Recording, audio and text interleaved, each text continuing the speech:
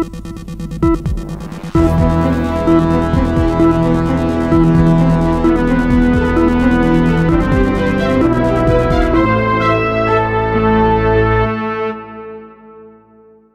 ऐसा शहर जहां के मसालों की खुशबू ने पूरी दुनिया को अपनी ओर खींचा।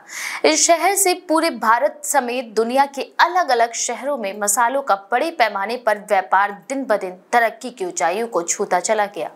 इस शहर की खूबसूरती आज भी लोगों को अपनी तरफ खींचती है, लेकिन इस खूबसूरती और खुशबू के पीछे कई ऐसी दर्दनाक कहानियां भी छुपी हैं जो दिमाग और दिल को हिलाने और झकझोर देने वाली है।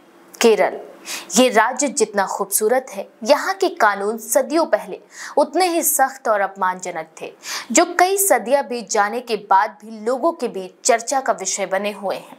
पहले के दौर में मनमाने तरीके से टैक्स लगाने और उन्हें वसूलने का चलन जोरों पर था, जिसकी वजह से ऊंची जातियां निचली और असहाय जातियों से भारी मात्रा में बेतुके कामों को लेकर उन पर कर यानी कि टैक्स लगा देती थी, जैसे मूछें रखना, जेवरात पहनना, मछली का जाल रखना। ये चीजें उन चीजों में शामिल थी जो समाज के एक बड़े हिस्से को कुचलने का काम करते थे।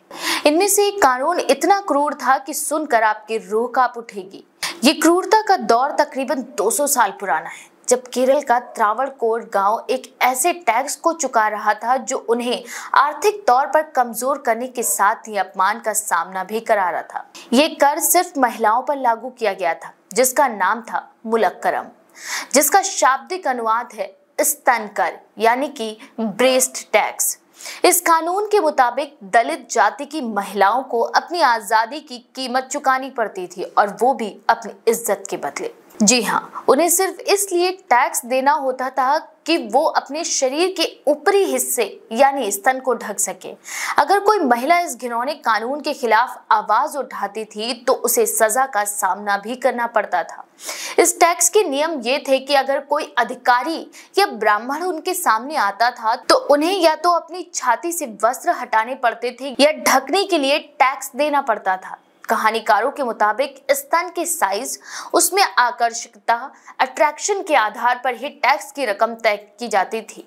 और एक दौर ऐसा आया जब महिलाओं ने इस स्तन कर ब्रेस्ट टैक्स को लेकर जंग छेड़ दी। 1822 में महिलाओं ने इस शासनादेश के खिलाफ बगावत कर दिया, जिसके बाद एक के बाद एक 3 विद्रोह हुए।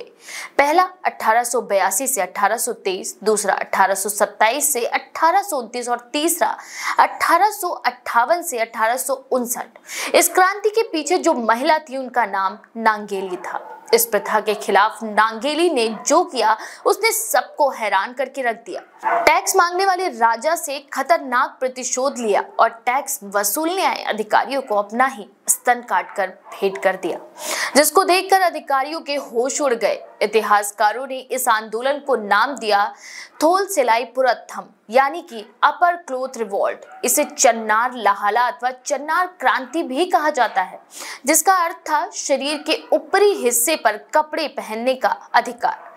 कहा जाता है कि यूं तो 1859 ईस्वी में त्रावणकोर के राजा ने नाडार महिलाओं को औपचारिक रूप से अपने शरीर के ऊपरी हिस्से को ढकने का अधिकार दे दिया था, लेकिन एक खास तरीके से। फिर भी कोचीन और मालाबार जैसे क्षेत्रों में 20वीं सदी में भी शरीर के ऊपरी हिस्से को खुला रखने की प्रथा लगातार जारी रही। धीरे धीरे शिक्षा के प्रसार और सामान्य चेतना विकसित होने पर ही इस प्रथा का अंत हुआ। तो आप इस प्रथा के बारे में क्या सोचते हैं? अपनी राय हमें कमेंट बॉक्स में जरूर लिखें।